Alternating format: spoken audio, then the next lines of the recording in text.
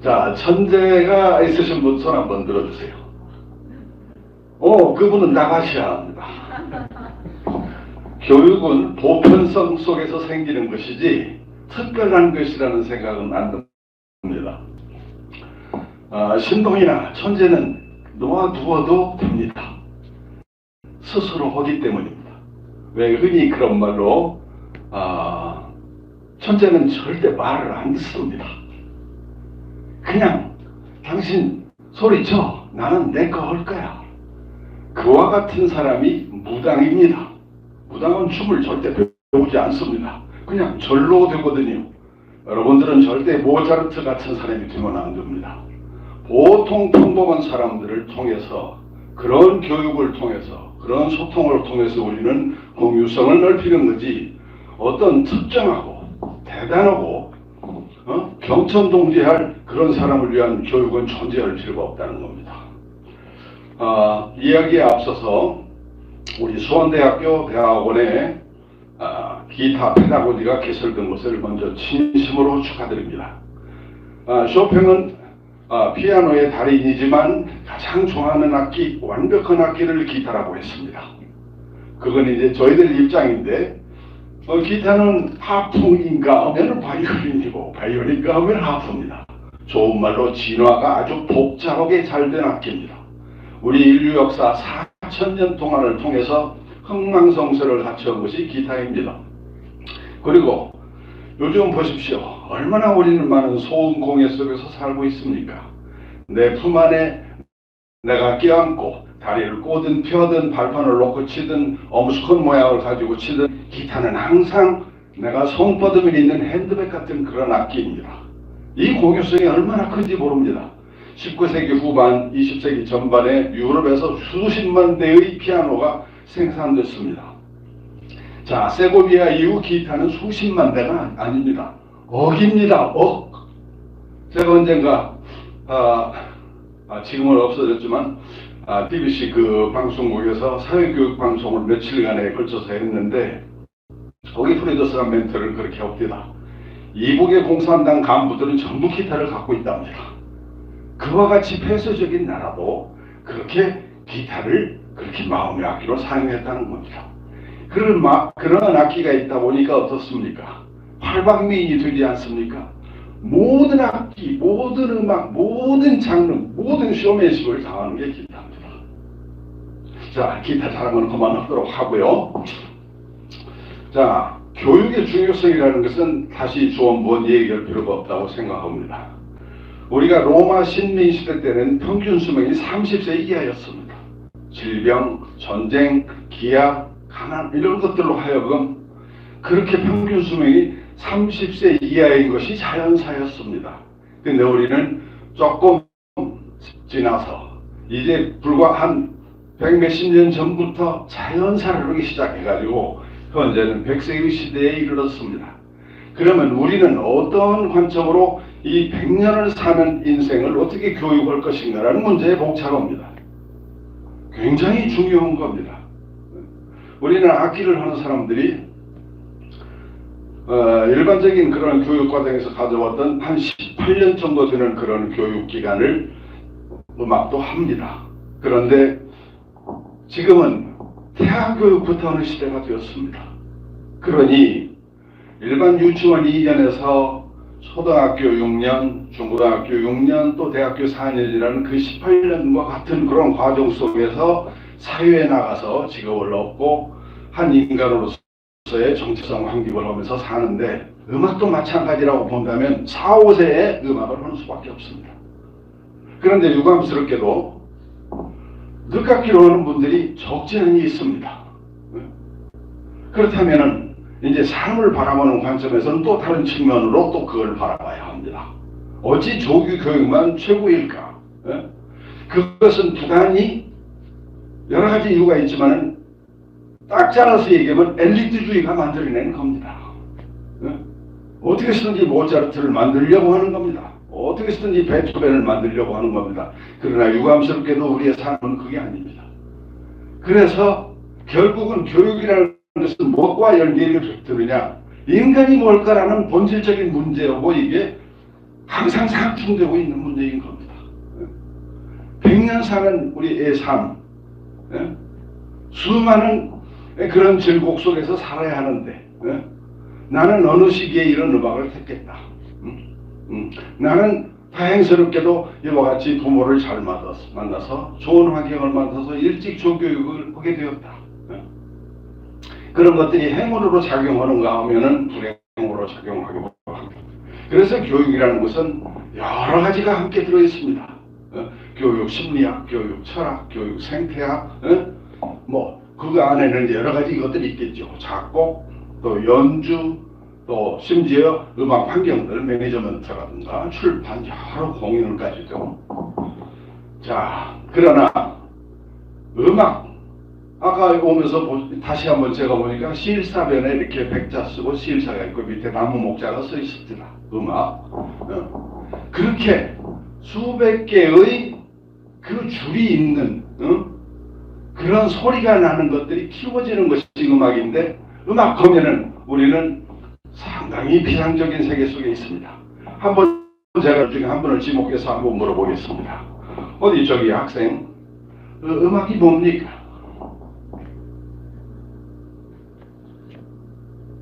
즐거움이라고요? 알겠습니다.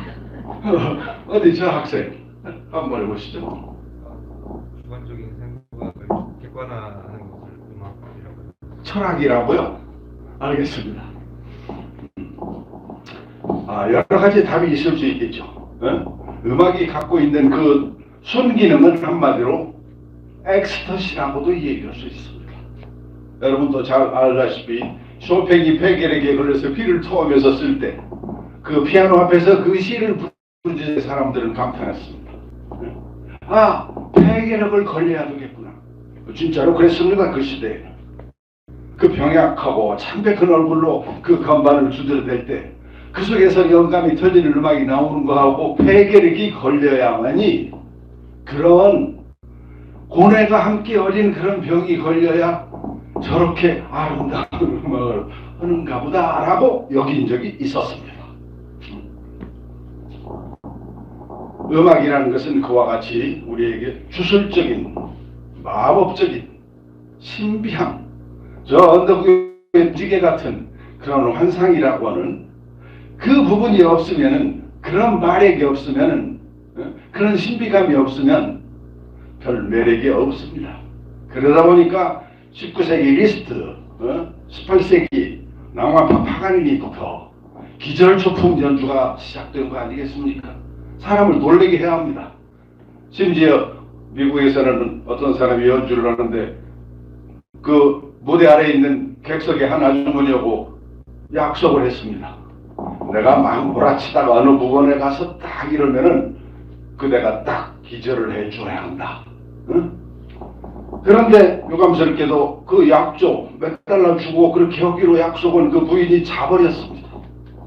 그러니까 피아니스트가 그냥 기절을 해버린 겁니다.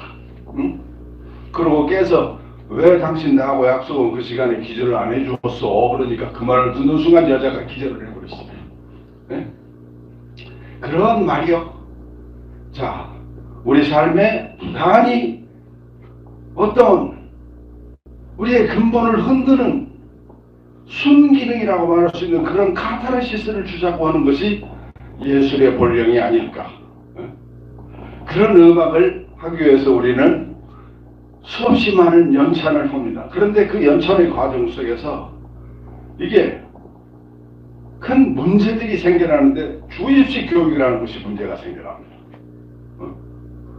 여러분들이 대학원에서 공부해야 할 그런 것들도 바로 그런 것입니다.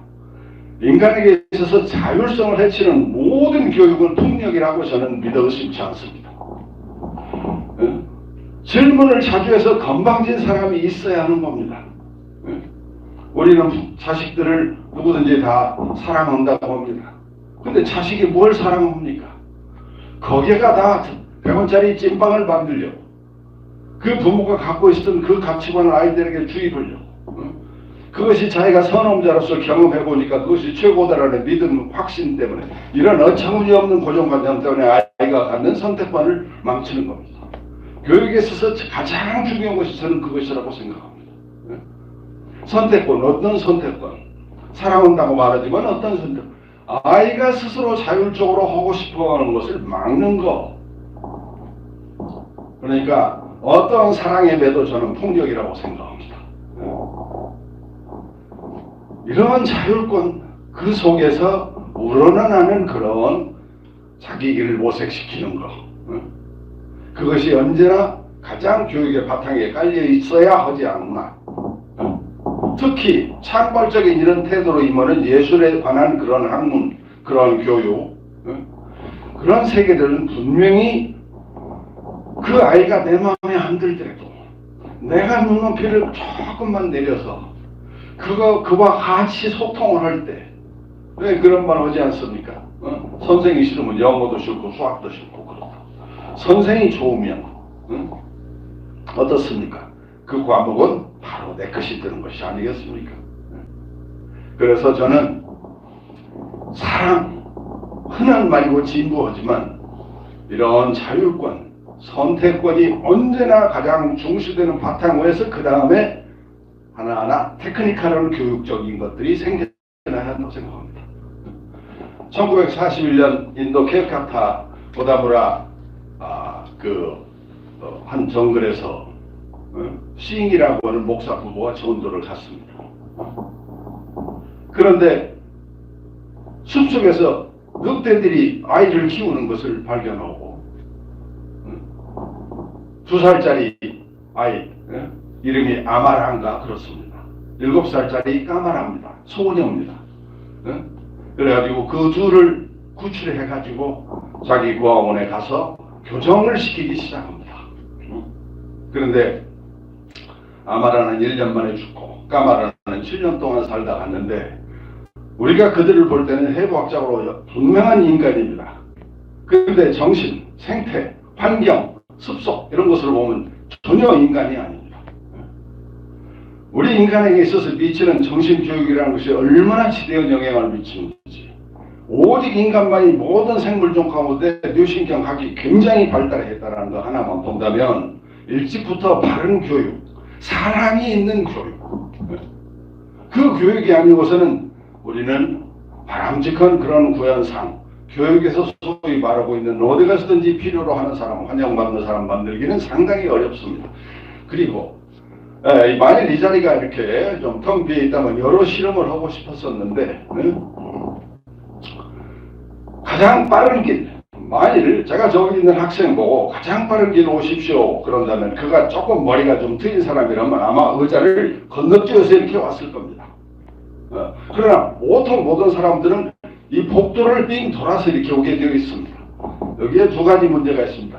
이렇게 삥 돌아서 길을 닦아놓은 길을 오는 사람은 안전방으로 오는 것이고, 저 사람은 좀 힘들더라도 공중을 붕붕 떠서 도약해서 올 겁니다. 그러면 어떤 위협이 있습니까? 분명히 떨어져서 다치거나 그만큼 위험 부담이 있거나 행운으로 또 이렇게 오기도 합니다. 어떤 것이 좋다고 절대 말을 못 듣는 게 바로 이것입니다. 이때 교육을 하는 선생님의 철학, 그 학생에 대한 인지력 이런 것들이 얼마나 중요하게 작용하겠습니까? 자, 제가 지금까지 몇 분 안 되는 속에서 이 얘기는 가장 마지막 단어 하나가 뭡니까? 쌍기역이 붙어 있고 모마가 붙어 있는 까입니다. 까. 예? 누가 저에게 물어봐요. 선생님은 좀 깊이 있는 말씀을 하시는 분 같은데 인생이 뭡니까? 그랬더니 바로 그거 아니요. 제가 그랬거든요. 아니 그게 뭔 말씀입니까? 그러니까 당신은 태어나서 어머니 내가 어디서 나왔어? 엄마는 되게 그렇죠. 옆구리에서 나왔어. 이 큰 몸이 어떻게 옆구리에서 나왔지? 그때부터 인간에 대한 의혹 속에 있습니다. 그 의혹의 힘으로 성장하고 발전하고 공부하는 겁니다. 그런데 죽을 때까지도 허무하잖아요. 인생이 뭘까 하잖아요. 그렇다면 인생에 대한 답은 나오지 않았어요? 뭡니까? 인생이 뭡니까? 라는 답인 겁니다. 이 까가 있는 한 인간인 겁니다. 끊임없이 궁구하고 생각하고 연구하고 그때 도약하고 이런 질문하는 힘, 질문의 그 속성 속에는 뭐가 있냐? 사랑이 있어야만 이 질문이 이루어지는 겁니다. 야, 그런 거 묻지 마. 지금은 그냥 밥 먹을 때야. 밥 먹고 났는데 다음날 또 물어. 이제 아빠 밥 먹었으니까 이제 뭘 해야지? 아, 그래. 책 봐야지. 까가 허용되지 않는 공부. 제가 잠시 유럽에서 공부할 때 아주 특이한 것을 봤습니다. 어떤 아이가 계속 질문만 해요. 그런데 선생님도 계속 같이 디스커스를 하는 겁니다. 아, 그게 저는 참 아름다웠거든요. 근데 저 어렸을 때는 질문하면 그건 아주 버튼 놈입니다. 질문 못하는 게 이게 아주 조숙하고, 그 다음에 어른스러움을 갖는 것 같고, 품이 있는 것 같고, 고상하게 보여서 아이는 싸가지가 있구나, 이렇게 느끼죠. 이 시대, 지금은 그런 것이 안 됩니다. 여러분도 다 알다시피, 한 할머니가 미국 영화를 계속 30번인가 40번인가 보고 입이 터져버렸습니다. 영어를 아주 등수보기 잘했다는 거죠. 아이가 인터넷을 통해서 스스로 영어를 다 스스로 독습을 해서 다 깨우치는 그런 세상입니다. 수없이 많은 정보의 넘침 속에서 우리가 지금 살고 있지 않습니까? 아이가 건방진 콩나물이 구부러져 자란다고. 근데 그 구부러진 콩나물이 훨씬 맛있어요. 아삭아삭하거든요. 자, 건방지게 놔둘 것. 아무것도 아니라고 생각하지만, 그 건방짐 속에서는 무한한 상상력이 생기고, 자기를 끊임없이 개진할 수 있는 그런 의심들이 생겨나는 겁니다. 그래서 교육의 1번지는 질문하는 태도를 길러주고, 그 질문 속에서 어느덧 과거는 뭡니까? 모방입니다. 현재는 뭡니까? 단련입니다. 미래는 뭡니까? 참이 나타나는 겁니다. 자, 그때 그 아주 어린 그 아주 초기의 그때 그걸 과거라고 봅시다. 그때부터 아이는 까를 이루기 시작하는 겁니다. 근데 까 이제는 어떤 것이 있는가? 사랑이 있는가? 선생님이 나를 따뜻하게 대하고 있는가? 그것이 없으면 아이는 란놈파입니다. 마찬가지입니다. 단련의식에도 마찬가지입니다. 그 다음에 창의적인 욱더 말할 것이 없습니다.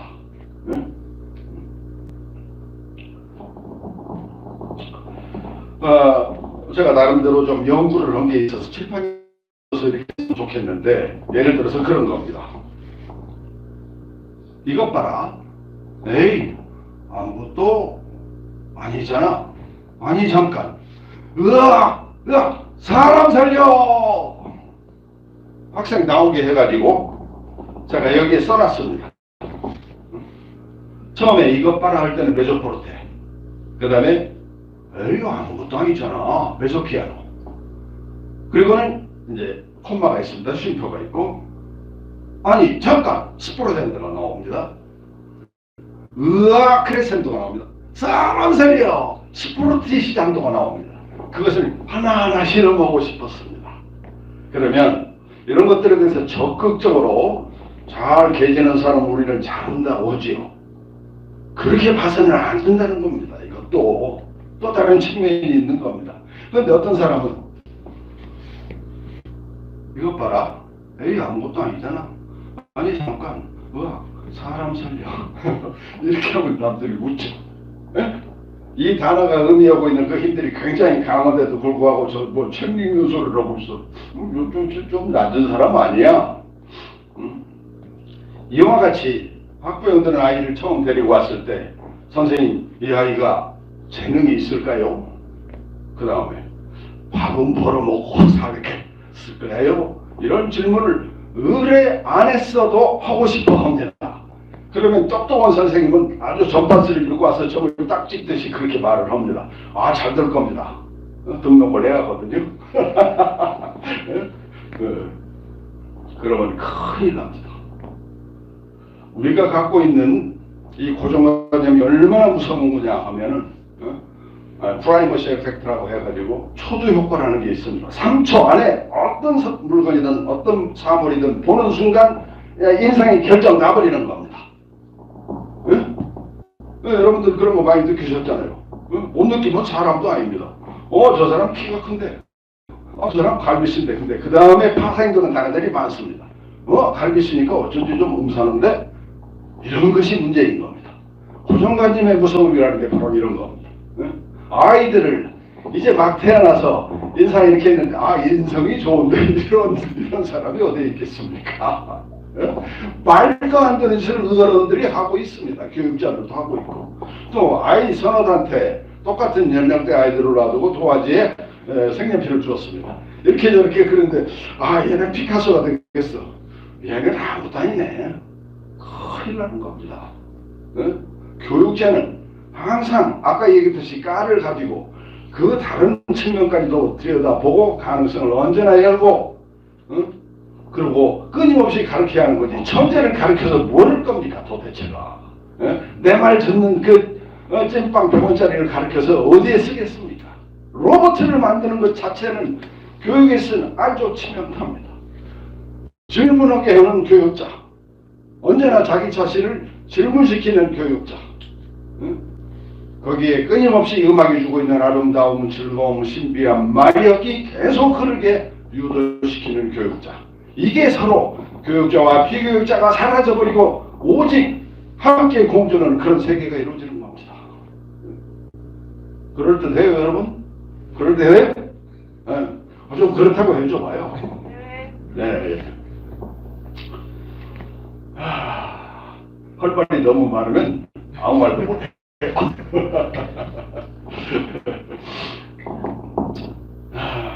그 잘난 아인슈타인이 저 멀리 하늘을 보고 20대에 어마어마한 것을 발견했는데 이제 돌아가시기 전에 그런 말을 했다고요.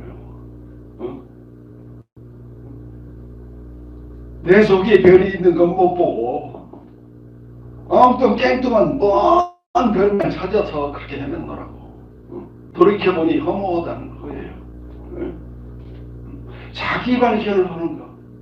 발견 안 해도 됩니다. 왜냐하면 우리는 계속 진행 중인 그런 삶을 가다가 어느 날 날숨 한 방과 지금 방구 한 방 빵 끼고 그냥 흙이 되는 겁니다.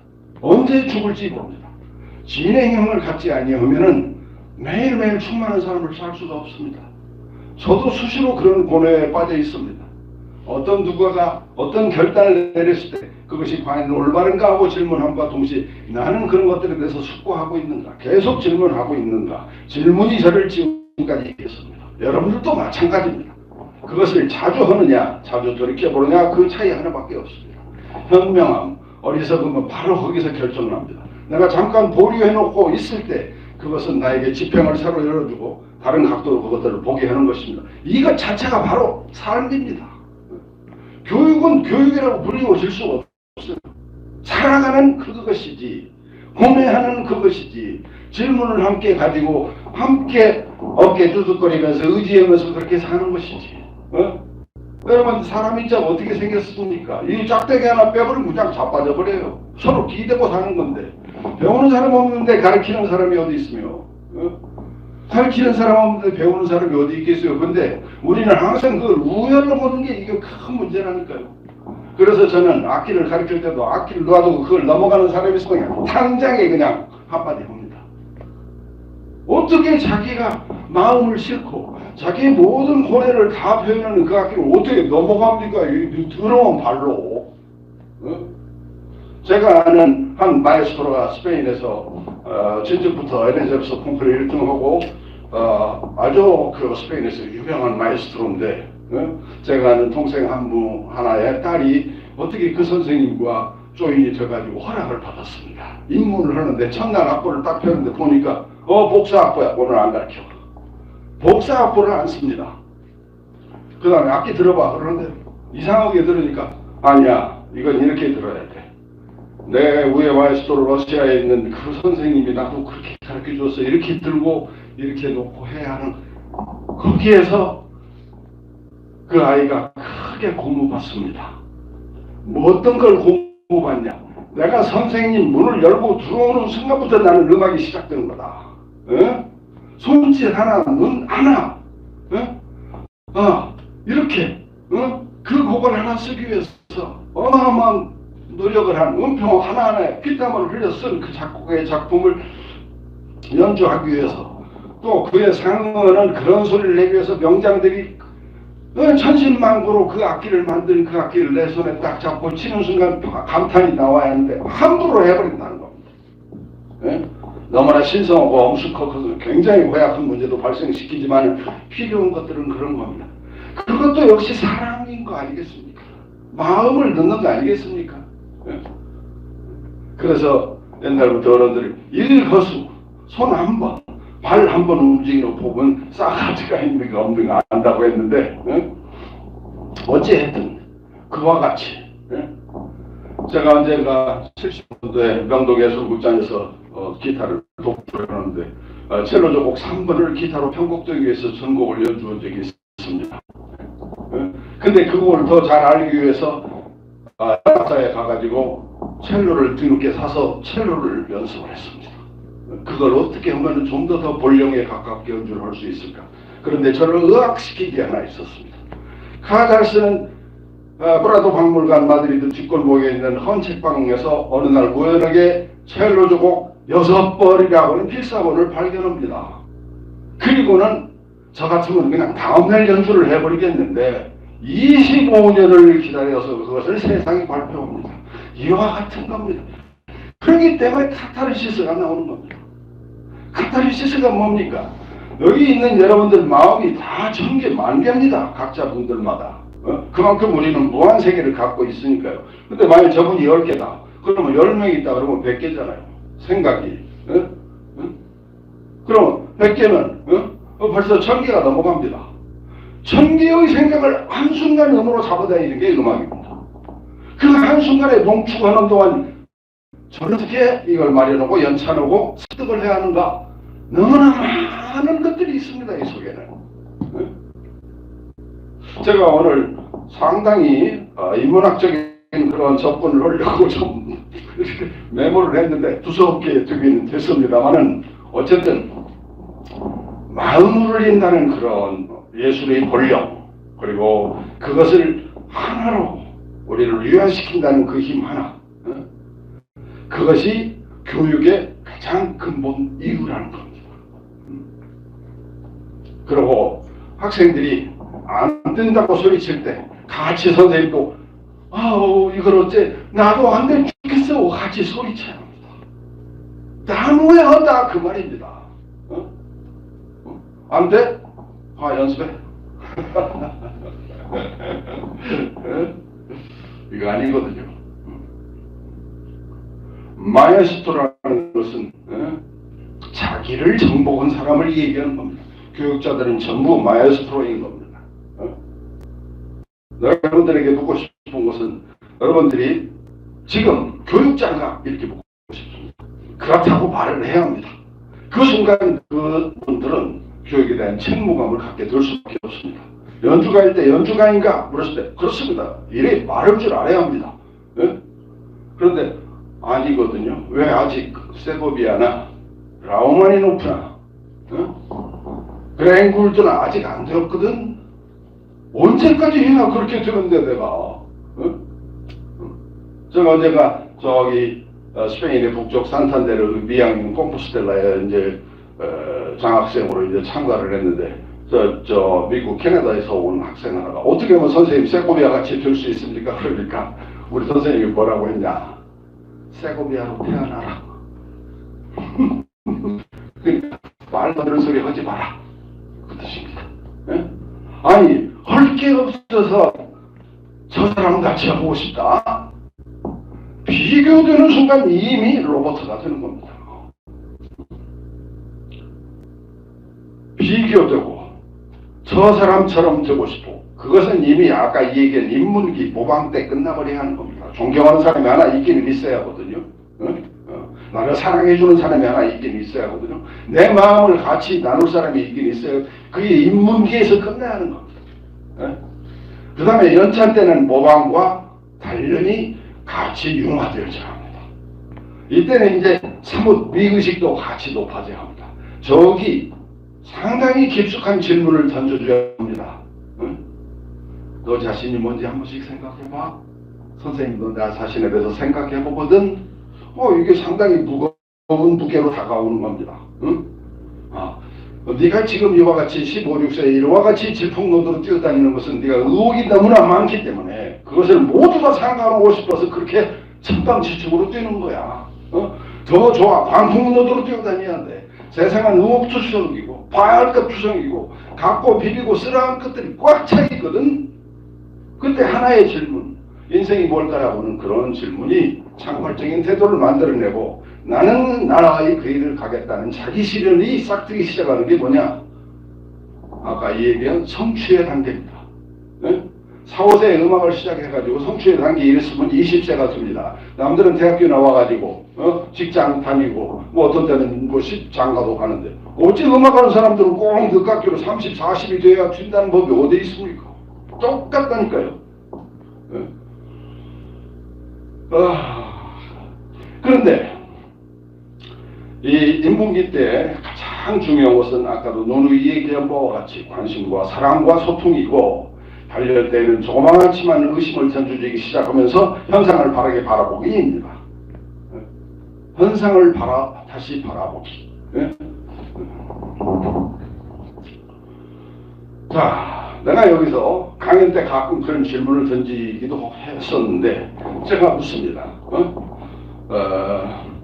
어디 저 학생 비행기 만들 수 있어요? 아니 그렇게 답을 말해버리면 어떻게 해요? 어디 자동차 하나 만들 수 있어요?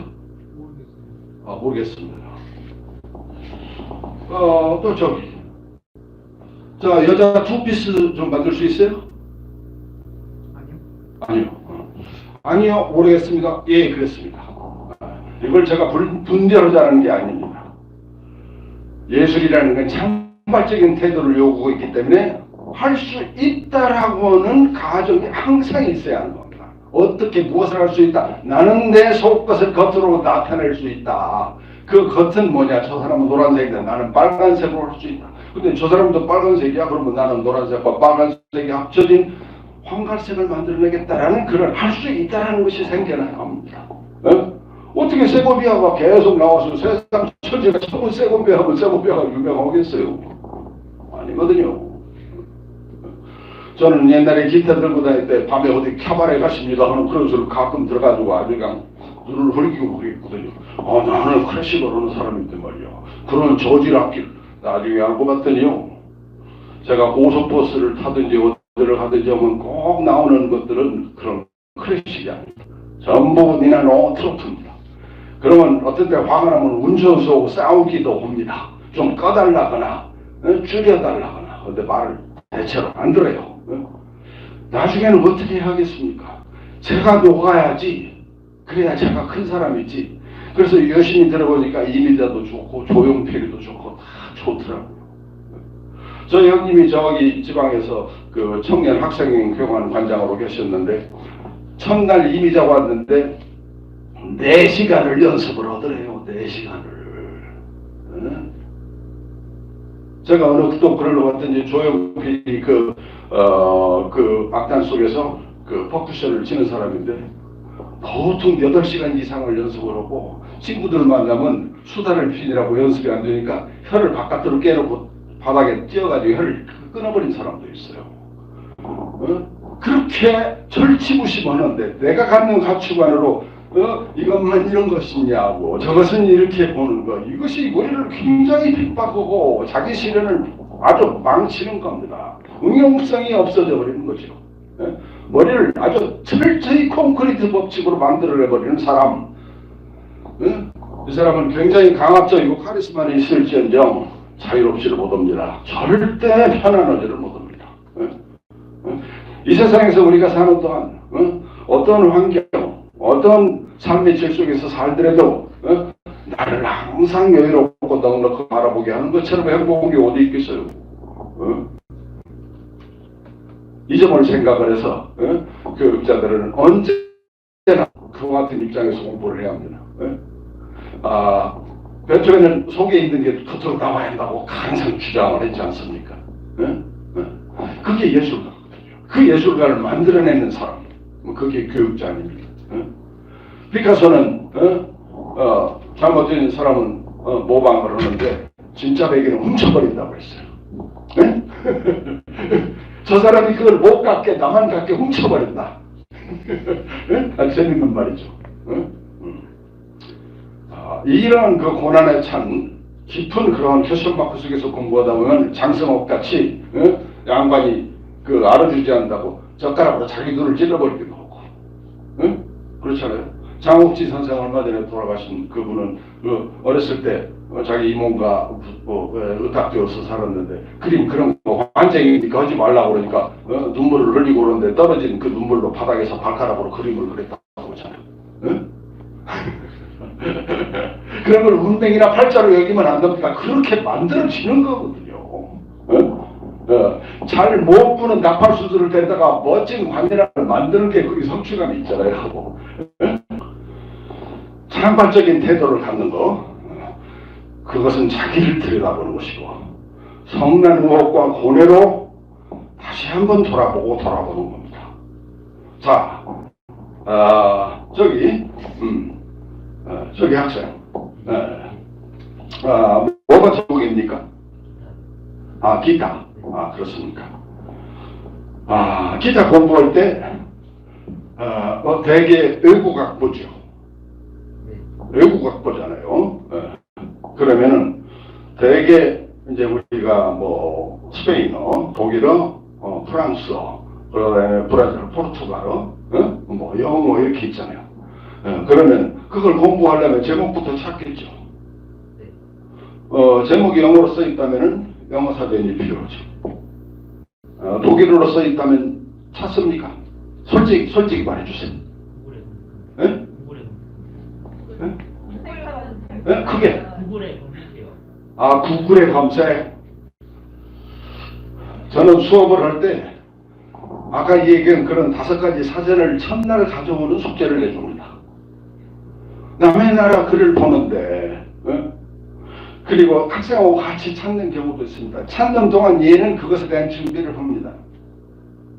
그래갖고 이렇게 찾으면서 자기 것이 되는 겁니다. 그래서 좀 그럴듯한 생각을 가진 선생들은 제자들과 같이 꼭 사전을 찾았다고 합니다.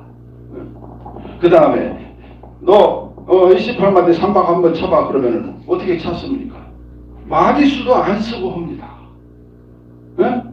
그러니 그 안에 뭐 뽀꼬뽀꼬 뭐 메소모노 모소 뭐 등등 장단조는 말할 것도 없고 수없이 많은 또 프레이즈까지는 말할 것도 없고 찾지 않고 가능하면 인터넷 찾지 말고 그냥 아날로그로 찾아보는 게 훨씬 좋습니다.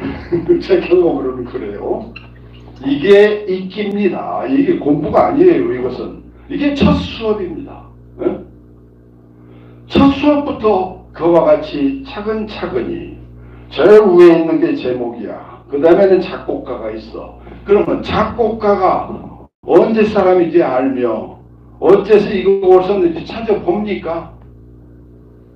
안 찾아보거든요. 그리고 교육자들이 이런 것들을 또 흔히 놓치기도 합니다. 이게 뭡니까? 우리가 땅에서 잡혀주면 땅 잡고 일어나는데 지금 악보를 보겠다는 사람이 하얀 건 종이고 까만 건 은폐일 뿐 그냥 초견으로 칩니다. 어디 있을 겁니까? 연습이라는 건 분명히 2가지가 있습니다. 잘 되는 건 잘 되는 것대로 들고 실수하는 건 실수하는 대로 똑같이 들고 어디가 한번 딱 필름이 정지되면 꼭 그 자리에 가서 정지되는 겁니다. 우리의 두려움들은 그것을 방지하지 않고 그냥 나갔을 때 생겨나는 두려움입니다. 준비하지 않은 공부는 두려움이 꼭 나오게 되어 있습니다. 물론 저라고 두려움이 없었겠어요. 저 어느 날 연주하는데 어떻게 악기 케이스 속에 그 양말을 새 양말을 넣어가지고 왔어요. 연주생에 손발이 땀이 나지 않습니까? 대체로 양말을 딱 가로 신으니까 아주 감촉이 좋아요. 아주 멋지게 성공했어요. 그날 연주. 그 다음에는 어떻게 됩니까? 매 연주 때마다 양말을 가지고 갑니다. 내가 이렇게 이런 것들에게 내가 의지해서 내 세계가 나온 거. 이건 양말이 만들어준 거 아니야 라는 자각이 들면서 28살 때부터 그걸 완벽하게 없애버렸습니다. 내가 실수하고 내가 틀려들어도 내 삶을 들러맞게 거기에 살지 않으면 나는 인간도 뭐 또 아무것도 아니야. 그런데 거기에다가 향정신성 병을 유발시키는 혈압 강화제라든가 뭐 등등등 이런 걸 먹고 나가는 사람은 정말로 말려야 합니다. 간곡하게. 굉장히 중요한 거 아닙니까? 의지하는 건 짓게 아닙니다. 절대로. 또 마찬가지예요. 저희 딸이 어딘가 옛날에 전국 콩쿠르에서 1등을 했을 때 택시를 타고 오면서 아빠 나 1등 했다고 해서 혼낸 적이 있습니다. 2등짜리는 어떨까? 3등짜리는 어떨까?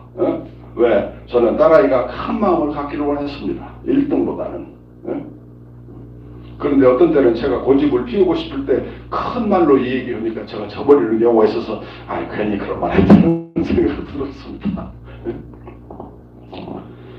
이렇게 우리가 생각하면은 요소요소에 자기를 바르게 그리고 바람직하게 만들어낼 수 있는 그런 요소들이 참 많음에도 불구하고 간과하는 때가 참으로 적지 않습니다. 그래서 끊임없이 양파 껍질처럼 켜있는 우리의 사고를 하나하나 껍질을 열어가기 시작해야 합니다. 거기에는 분명히 저기 깊은 그런 사고가 필요합니다. 이때 사고에 끼어드는 아주 위험한 요소들을 비교하지 말아야 합니다. 그리고 음악이 주고 있는 그 볼륨들 나를 울리고 듣는 사람을 울리고 즐거움과 그 귀 있는 사람들과는 모두 함께 공유하는 이 신비로움, 이 넉넉함, 이 위안, 평안 이것을 어떻게 해서든지 공유하려고 자기 자신한테도 노력해야 합니다. 1차 대전 때 3,700만 명이 죽고 800만 명이 실종되었습니다. 2차 대전 때 6,500만 명이 죽었는데 그보다 더 많이 죽었죠. 중국만 하더라도 일제에 의해서 1,500만 명이 죽었는데 우리 한국 동란 때는 어땠습니까? 민간인이 280 몇만인가 되고 군인이 250 몇만이 됩니다. 민간인이 더 많이 죽었어요. 그 세계대전 때 서양에 있는 종 2만 개를 녹여가지고 정말 막 포탄으로 만들어서 잔인하게 서로를 쏘아 죽였습니다. 전쟁과 기아와 파괴와 질병을 없애는 길이 우리를 위안시키는 게 뭐가 있습니까? 예술밖에 없습니다. 어떤 예술? 남을 인정하고 나도 위안하는 그러한 창의적인 그 세계, 비교되지 않는 세계, 그것이 모두에게 공유되어야 되겠다고 인정되는 세계. 근데 이건 제 의견입니다. 목소리가 크다 보니까 여러분 꼭 그래야 합니다 그런 게 아니고, 그럼으로써 저는 저 나름대로 정의를 내려봤습니다.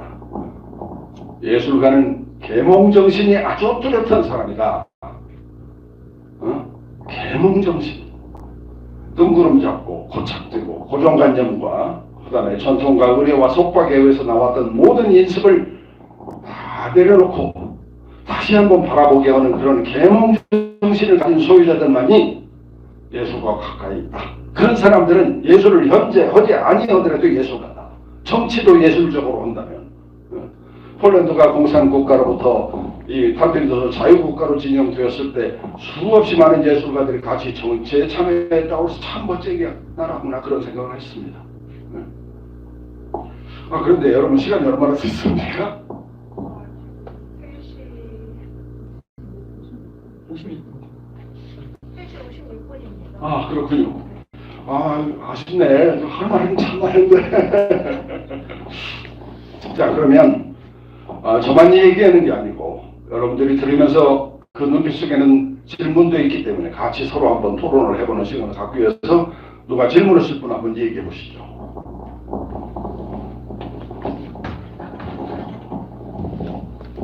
뭐 베토벤이나 마이클 잭슨이나 우리가 아는 굉장히 위대한 사람들, 그러니까 뭐 위대하다라는 뭐 기준은 좀 애매하지만 하여튼 유명하고 많은 사람들에게 감동을 줬던 사람들 같은 경우는 아주 혹독하게 그 부모로부터 이렇게 강압적인 어떤 교육을 받았는데 선생님께서 말씀하신 거랑 그 혹독한 결과는 사실 사람들에게 굉장히 큰 감동과 위안을 주지 않았습니까?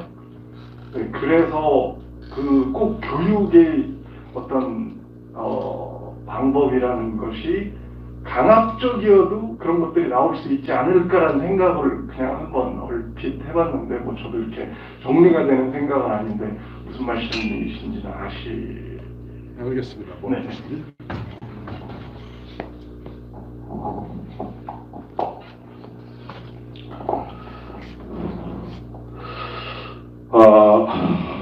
소위 우리가 그런 말로 스파르타 교육이 얘기였죠. 스파르타 그 신민들을 다 전쟁 무기로 만들려고 6살, 7살 때부터 남녀를 다 빨가벗겨가지고 같이 공동생활을 하게 했습니다. 그리고 언제든지 아이를 많이 내서 군대 무기를 만들어야 했습니다. 그들은 어떻게 되었습니까? 결국 멸망합니다. 그리고 제가 그랬잖아요. 이 교육이라는 것은 본질적으로 인간이 무엇일까라는 질문을 갖고 있는 것이라고. 마이클 잭슨이 행복했을까? 저는 그런 생각을 해봅니다. 그걸 그렇게 혹독하게 가르치는 부모들은 그 열망한 아일랜드가 되기 위해서 얼마나 자기를 쪼아냈을까요? 제가 그랬잖아요. 100년을 보통 산다고 하지만 언제 갈지 모른다고 하지 않았습니까? 이따가 갈지, 내년에 갈지 모르는데 인생은 고고 하는 것일 뿐인데 너무나 치열하고 너무나 높은 목표를 가지고 그것을 향해서 끊임없이 달려가니 오직 그날밖에 없는 것이라는 거죠. 인생이 그날만을 위해서 삶은 절대 살지 않아야 한다 생각합니다. 이게 각성이라고 저는 생각합니다.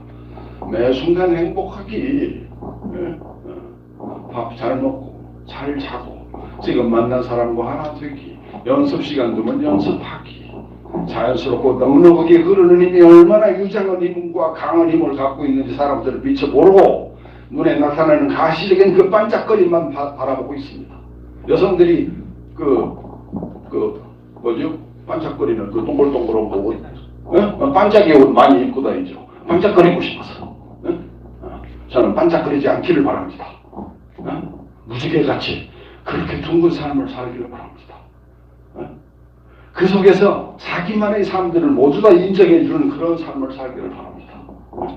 저도 그것이 한때는 굉장히 중요한 걸로 여겼었는데 그것이 저를 너무나 핍박했고, 그리고 한때 그렇게 가르쳤던 내 자식들도 미안하기 짝이 없습니다. 공개자를 통해서 저는 잘못했습니다. 내 자식들이요, 딸이요. 그리고 내 제자들이요. 그래서 어제 가르친 것보다 오늘보다 내일 내가 더 잘 가르치겠다는 생각을 항상 해왔습니다. 지금도. 여기에는 용기가 필요합니다. 고정관념을 놓을 용기, 그리고 그 사람과 지금 현재의 같은 인생의 노선을 가고 있다는 공유성 하나를 같이 갖는 거, 이 힘 하나. 여러분들, 교육이라는 건 참으로 중요합니다. 사람을 만드는 겁니다. 어떻게 만드는가? 자율성이 있게 만드는 겁니다. 그와 같이 모두가 각자가 그렇게 되어지는 길을 가는 것, 이것이 빼다고집니다. 주섬없는 얘기였지만은 여러분들 이렇게 좋은 분 한 분도 없이 저와 다 계속 직선으로 눈 맞춰 이렇게 들어주시고, 그 다음에 수원대학교에서 이렇게 기타 페다고지를 개설해 준 것에 대해서 진심으로 감사드리며, 주섬없는 이야기지만 이걸로 마치고 또 불러주면 이제는 또 다른 판을 깔아서 한번 해보는 그런 생각도 해봤습니다만은, 여러분 이렇게 끝까지 경청해 주셔서 참으로 감사합니다. 고맙습니다.